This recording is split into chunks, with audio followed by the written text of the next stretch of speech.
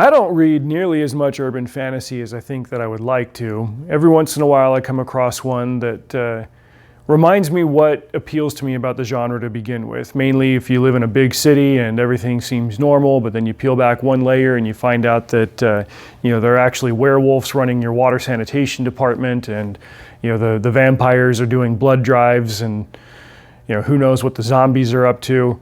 It can be entertaining and thought-provoking, and something that just kind of makes the everyday elements of your life a little bit more curious. You could look at something and say, okay, well, what's the paranormal side of that? It's fun, it's good, I like it. I just read one this week by Declan Finn called Honor at Stake. If I understand right, this is the first in a trilogy. I'd heard of it before, but hadn't gotten around to it. The main characters are a woman named Amanda Colt, go Colts, and Marco Catalano, who you might, to your surprise, find out is a Roman Catholic. You might say that they are two characters who are kind of overmatched for the world that they're up against, but undermatched for each other. That is to say that they finally not only meet an equal, but somebody who can really challenge them in each other. I was jokingly describing this book to a friend of mine earlier this week, saying that Marco Catalano is one of those characters that, like, his main flaw is that he's too awesome. He's like, oh, I'm just too buff and too good at fencing, and I'm just so smart, like nobody else around me understands me. It can be kind of a staple of pulp style fiction for characters to be that way. He's not like overly exaggerated at it. He's just a character that has a lot of these excessively strong and powerful qualities that, without somebody to counterbalance them or check them, it can be really boring to read. It can be like Rey Skywalker, a character who really isn't challenged or has any weaknesses or anything. She's just so awesome and everybody's holding her back. Marco Catalano kind of comes off that way, at first, or on a superficial level, until you realize that, his higher IQ and his physical prowess, those things make it hard for him to relate to people around him. He ends up running a street gang because, it's not just like he's a high IQ guy and therefore a nerd and can't really get along with gangsters or anything. Like, he's got the physical prowess for that, and he knows how to change his speech and his affectations around different groups of people in order to, kind of move around them. But it really damages his ability to have powerful interpersonal relationships with people. The closest relationship that he has is with his father, who's a local college professor, and, with his priest at the local Catholic church.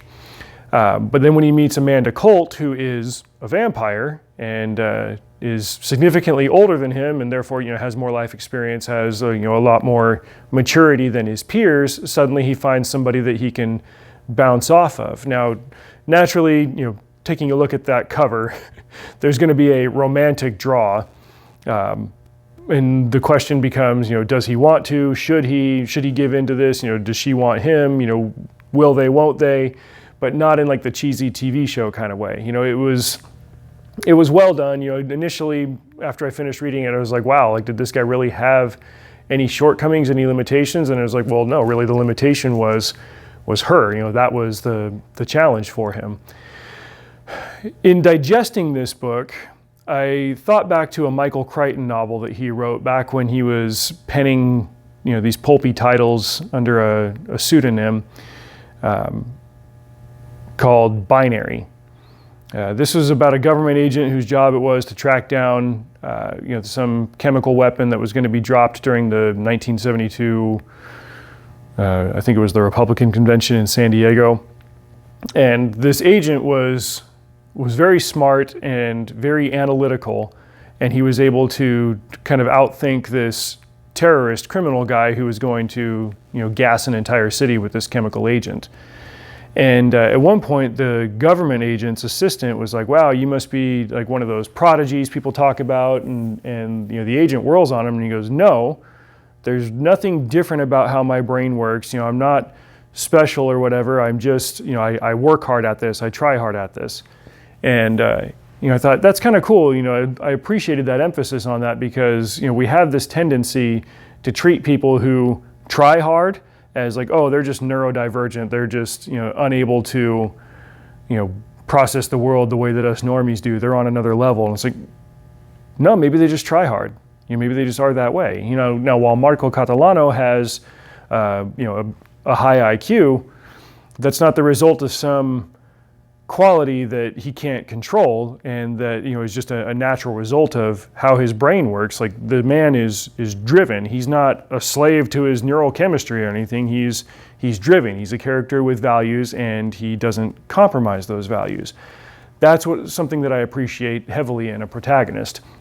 Now, as far as the plot of this story, there's an outbreak of newborn vampires terrorizing New York. And Marco and Amanda have to get to the bottom of it. And of course, it being an urban fantasy with a very sexy cover, they're going to be dealing with their feelings towards each other along the way, as they pull back the layers to find out what's really going on underneath this. There was also a really cool element with a team of Vatican ninjas. I mean that in like the literal sense. They do martial arts and stuff, but they work for the Vatican. They're not the Swiss Guard, they're something else. But they've also got modern weapons training, they got snipers, they got high-tech listening devices and things like that. So there was a cool tech side of it as well. Like, the world building is solid. It's kind of easy to do, the basic world building with urban fantasy. You just set it in an existing city, but then you've got to make sure that your own elements in it are sound and entertaining, and Declan Finn did that. So as far as a content warning, I don't remember a whole lot of language jumping out at me in this one. There were just the heavy breathing scenes, we'll say, when Marco and Amanda are tempted because they're both hot people doing hot things very hotly. He's a buff guy, she's a hot chick, chemistry's gonna happen. But yeah, I'd recommend it. Check it out. It is a vampire book. It's one of those things that's just been done, and I'm saying that as a guy who published a vampire book this year, probably the only one that I'm gonna write. But it's good for that genre. It doesn't try to reinvent it or change any of the lore of it. He even takes a jab at a certain Mormon author who is tremendously successful with her vampire books. He obviously has a bit of an axe to grind with what that did to the lore. But it's all done in good taste, and I appreciated that. So go check out Honor at Stake by Declan Finn. It's part of the Love at First Bite trilogy. Puns. More puns, please. And that'll do it for this one. Check out the description for all the relevant links, and of course, subscribe to the channel. Thanks, guys. Drive safe. See you out there.